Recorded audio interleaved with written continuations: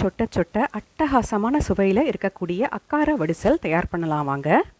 அடிகனமான கடாயோ குக்கரோ இல்லைனா இந்த மாதிரி உருளியையோ சுட வச்சு அதில் 1/4 கப் பாசிப்பருப்பை போட்டு பாசிப்பருப்பு நல்ல மணம் வந்து நிறம் மாறினதும் 1 கப் பச்சரிசியை போட்டு லேசாக சுட வச்சு தனியாக எடுத்து வச்சுக்கணும்.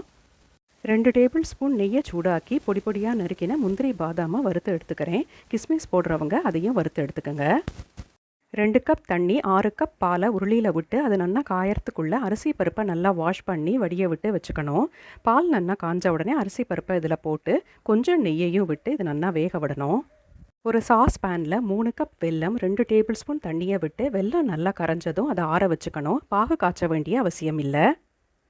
அரிசி பருப்பு வேகும் பொழுது நடுவில் அதை மிக்ஸ் பண்ணி கொடுக்கணும். கொஞ்சம் நெய்யையும் விட்டு நல்லா மிக்ஸ் பண்ணுறேன். இப்போ அரிசி பருப்பு நல்லா வெந்தாச்சு. அதை நல்லா மசிச்சு ஆற வச்சுருந்த வெல்லத்தை இதில் வடிகட்டி விட்டு நல்லா மிக்ஸ் பண்ணணும்.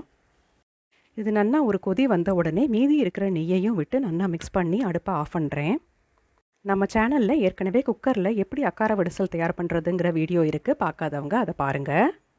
கடைசியாக வறுத்து வச்சுருக்கிற முந்திரி பாதாம் 1/4 டீஸ்பூன் ஏலக்காய் பொடி 1 நுள்ளு பச்சை கற்பூரத்தையும் போட்டோன்னா நம்மளோட பிரமாதமான அக்கார வடிசல் தயார்.